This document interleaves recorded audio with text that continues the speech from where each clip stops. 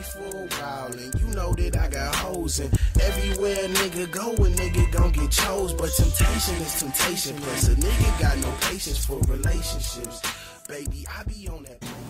Yo, I'm here with Smoove Gotti. What's good?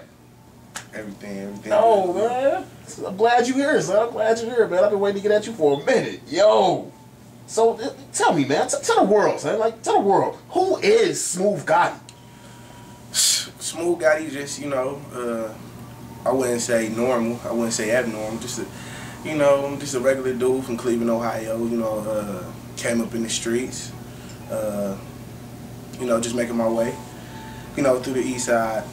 Grew up on the east side of Cleveland. You know what I'm saying? From Cliffview to 10th Ward. You know, was in a lot of different things. So, what sets you apart from like other artists? I mean, I think what definitely sets me apart from other artists is my personality. Like when you hear my music, you get a lot of me. You get like from a little piece of me to the biggest part of me. You know what I'm saying? I put a lot of my soul into my music, put a lot of emotion into my music, and you can kind of piece together from my music what type of person I am. And it's, you know, a lot of people say my music real diverse and complex, and that's pretty much me. So who do you feel that you maybe, you know, that's in the industry right now that's hot, that you think might be, you know, mostly, you know, maybe that you might pattern yourself after, maybe like what kind of people inspired you? I mean, Jay-Z probably like the #1 person who inspired me as far as career-based.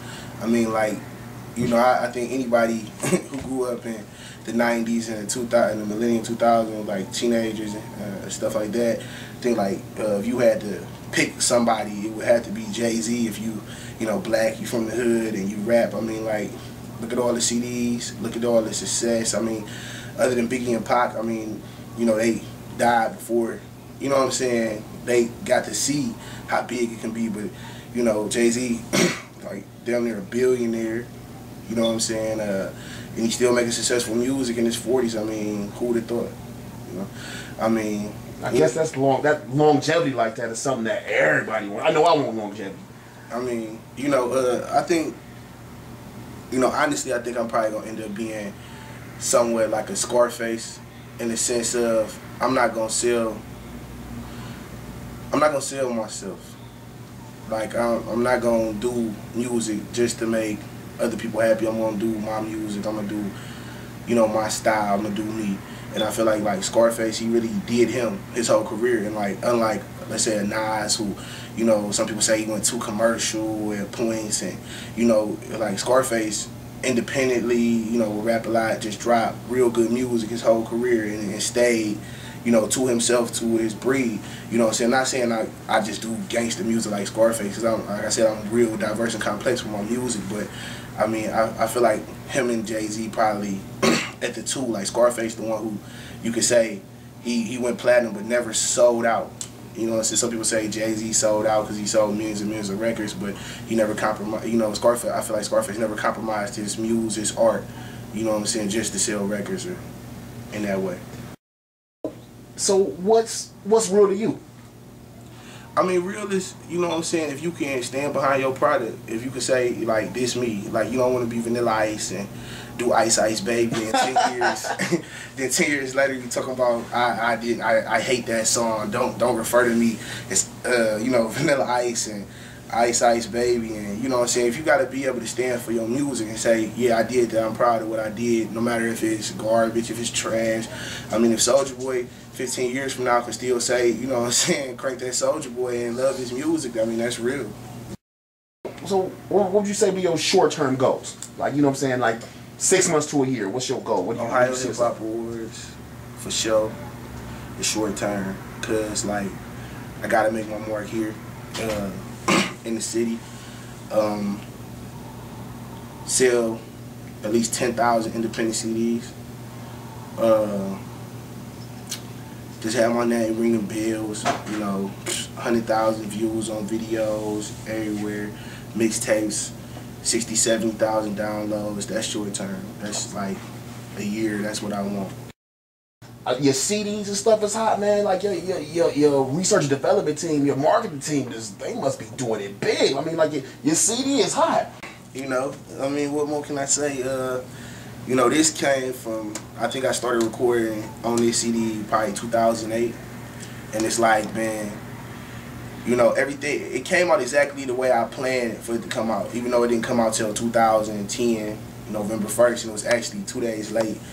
It, you know, it really embodies the whole story, well, kind of like an ending point to a crucial point in my life where, like, We Plead the Fifth was actually about the fifth generation of gangsters, you know what I'm saying, from our hood. And it's like, you know, we grew up, a lot of us in jail, some of us died off, you know what I'm saying. It was like putting a closing point on the old me and, you know, growing into the new me as far as, you know what I'm saying, businessman, you know, hard worker. I don't do half the stuff I used to do. So it was like to put all this in words to give tribute to, you know, what kind of started Smoove Gotti. They ain't started calling me Smoove until I was like 16 years old. So, you know what I'm saying, and, one of my closest homeboys, who he locked up for like 19 years, he the one who started calling me Smoove. And, you know, I took the Gotti and just ran with it.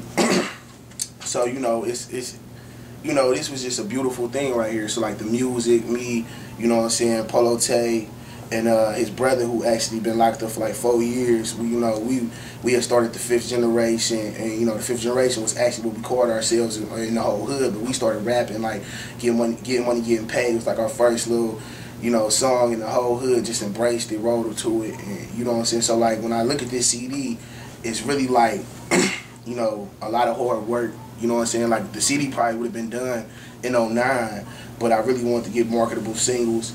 And you know what I'm saying? I wanted to do certain things with it. You know what I'm saying? To make it, to make it bigger than just in my neighborhood. To, you know, to take it past just Cleveland and see if it could, you know, go a little further.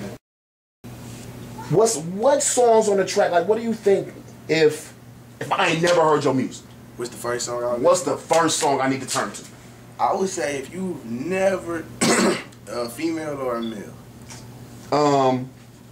What if I was androgynous? No, just kidding. Female. If you was female, what's the first song you need to hear? I would say if you a female, the first song you probably need to hear is number 8, Head Down.